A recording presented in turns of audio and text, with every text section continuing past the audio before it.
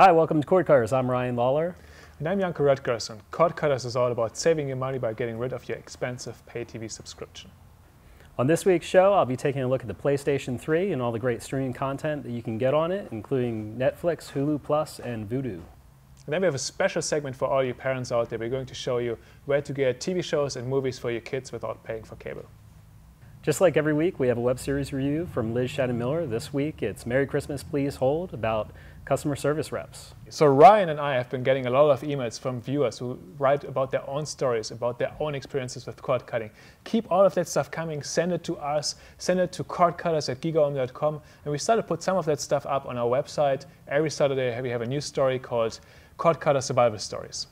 Or you can follow us on Twitter @CordCutters, where you can ask us questions about what we're up to, or you can learn about what other people are doing.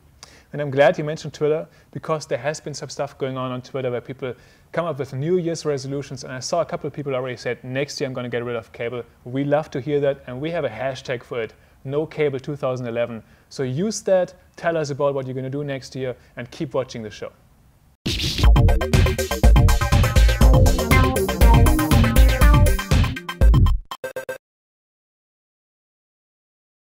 One of the questions that we've been getting from viewers is, how do I get kids shows on my TV when I cut the cord? Well, I'm a parent myself. My daughter's 3.5, and I cut the cord a good year and a half ago. I've been finding a lot of those content sources, and I want to share a couple of those today with you.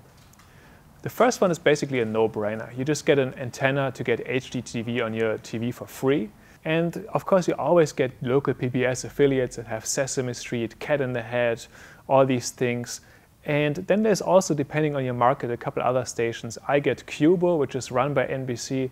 It's a commercial station, so you're going to get some advertising on it, but not that much. And it's actually a pretty okay choice. Netflix is another great option. If you're a subscriber, you get a lot of online content from PBS or from Nickelodeon. You get shows like Dora or shows like Angelina Ballerina. They also have a couple of great movies to watch. Muppets movies. They have Ponyo, Japanese, really great movie. And then what I also like is not just the content, but that they have a sensible age rating system. So if you go to the website, they tell you exactly what age range a certain show or a certain movie is for. And if you're still not sure if your daughter, if your son is going to like it, you just check out the reviews, and people are going to share some stories about their family. That always is a good indicator whether it's worth the start of a movie or not. YouTube is also great for kids content, especially when it comes to shorter stuff. If you want 5 minutes, if you want 10 minutes, shorter clips for shorter attention spans, that's a really good source. And they have a couple of really good shows on there. They have a lot of stuff from Sesame Street on there. They have a lot of stuff from Yo Gabba Gabba on there, one of my personal favorites. And a really good way to explore YouTube is to just start a playlist. So you get a YouTube account, and then you compile your kids' favorites into a playlist, and then you can keep this playing, and you don't have to be worried that something else sneaks in there that you don't really find appropriate. Another great side about YouTube is that it's available on so many devices. So you can compile this playlist once, then you can watch it on your computer, you can watch it on some connected devices like the Apple TV or the Google TV, and you can also watch it on your cell phone on the go, or maybe on the iPad. So it's always with you, and it's always a good choice for shorter stuff. Kids tend to watch stuff over and over and over again when it comes to their favorites. And that could be an issue with things like YouTube or Netflix, because some content disappears from these sites after a while. Well, one way to kind of remedy this is to just buy that stuff, and you can of course buy downloads. One source for that is the iTunes Store, and if you have an iPad or you have an iPhone or another iDevice, it's a really good choice to just buy single episodes for $2 or buy a whole season of Dora the Explorer or Ni Hao Kai Lan for $15. You download it once and you can watch it anytime, anywhere. And plus, if you have an Apple TV, shows stream for 99 cents, or you can stream them from your computer to your TV, so you also get that stuff on TV. One final source worth mentioning are network sites. If your kid likes a certain network, Nickelodeon or PBS, or likes a certain show, check out their websites and see what they have. In many cases, there's entire episodes or entire seasons even online. Our copy editor, Cindy, recently wrote us, my daughter is addicted to iCarly, what am I going to do? Well, you just go to nick.com, and there's the whole current season of iCarly in entire episodes online, so you can watch them there. And the same is true for sesamestreet.org and a lot of other show and network sites. So to sum this up, there's a lot of kids content out there, and it really shouldn't hold you back from cutting the cord. And as a parent myself, I must say I really appreciate a couple of things about it, which is I can get it wherever I am. I can get it whatever I want. I don't have to have them sit through commercials anymore. They don't have to sit through shows that they don't like. And a bonus, I can control a little closer what they are watching.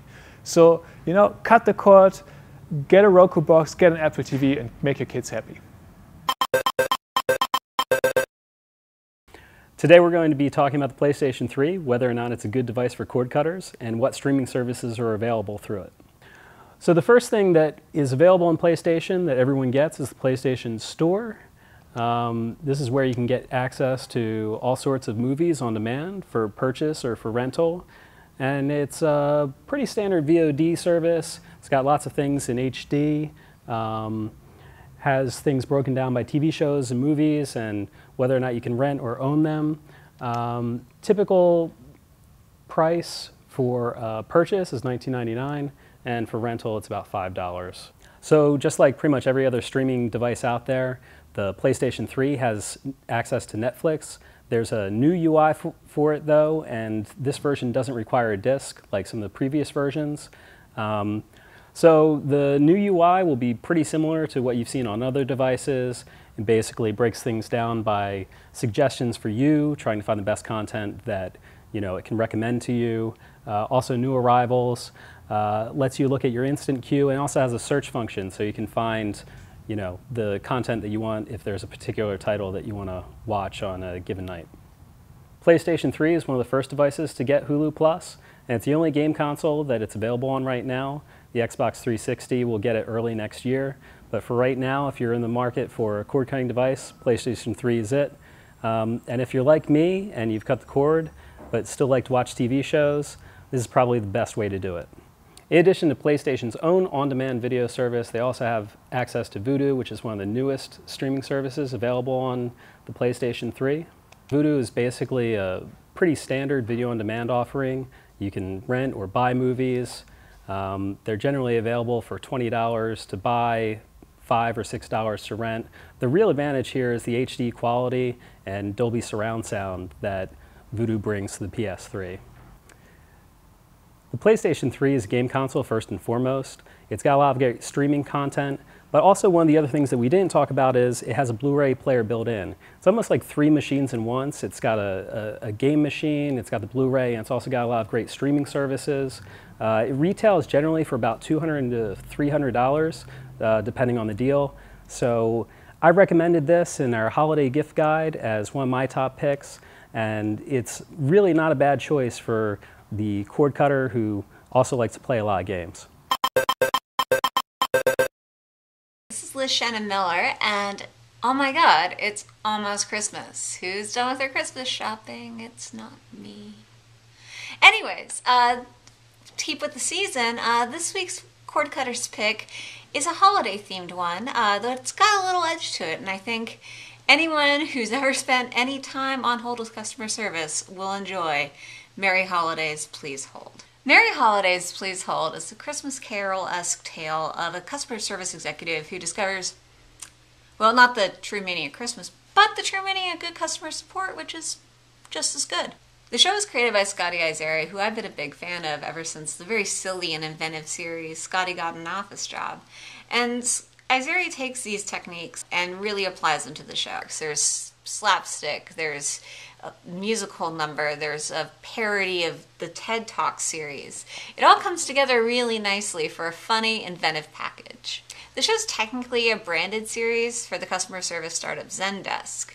However, Zendesk kind of took a back seat and let Scotty Irizarry have a lot of fun, and the result really pays off in a goldmine of comedy. So check it out, even if it's not the holiday season anymore when you're watching this. And if it is still the holiday season, well, have yourself a good one.